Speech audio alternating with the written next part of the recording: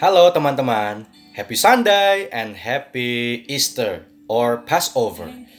Saya lebih suka menyebutnya sebagai Passover karena firman Allah menuliskan dalam Keluaran 12 ayat yang ke-23 demikian, dan Tuhan akan menjalani Mesir untuk menulahinya apabila ia melihat darah pada ambang atas dan pada kedua tiang pintu itu, maka Tuhan akan melewati, garis bawahi, Tuhan akan melewati pintu itu dan tidak membiarkan pemusnah masuk ke dalam rumahmu untuk menulahinya. Dalam bahasa Inggris dikatakan, the Lord will pass over the door. Pass over, Tuhan akan melewati. Malam itu adalah malam yang sangat mencekam, di mana tulah ke-10 akan dicurahkan dan kematian anak sulung di seluruh tanah Mesir akan terjadi. Namun malam itu, bangsa Israel bisa pass over, bisa melewati malam yang sangat menakutkan dengan penuh kemenangan karena tanda darah anak domba. Apakah Yesus memiliki malam Passover? Tentu saja. Di manakah itu? Di Taman Getsemane sebetulnya. Di Taman Getsemane, Yesus harus melewati antara ketaatan dan keinginan, antara ketakutan dan visi misi daripada kehadirannya di tengah-tengah bumi ini. Dan kita melihat Yesus berhasil melewati malam itu dengan penuh kemenangan. Yesus bisa pass over.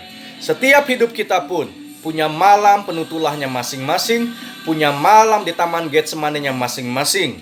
Tantangan-tantangan yang kita hadapi hari-hari ini bagaikan tulah yang dicurahkan, bagaikan malam yang menakutkan.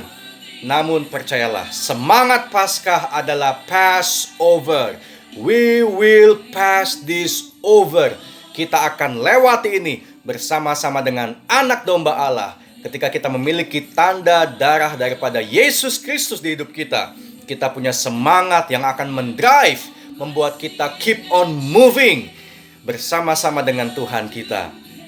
Firman Allah menjelaskan buat kita dalam Filipi 2 ayat yang ke-8 dan 9. Dan dalam keadaannya sebagai manusia, Yesus telah merendahkan dirinya dan taat sampai mati, bahkan sampai mati di kayu salib.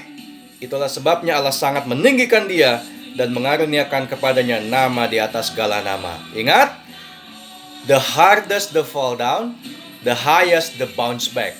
Yesus yang turun ke tempat yang paling dasar, dia naik ke tempat yang paling tinggi.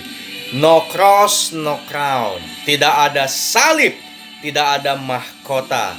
Tanpa duri, tidak akan ada tahta. Orang katakan no pain, no gain. Kita punya pain dengan kita punya gain akan sebanding dan sejalan. Hidup bagaikan rel kereta api. Ada dua ruas yang harus kita lewati. Satu sisi adalah pain, satu sisi adalah gain. Satu sisi adalah cross, satu sisi adalah crown.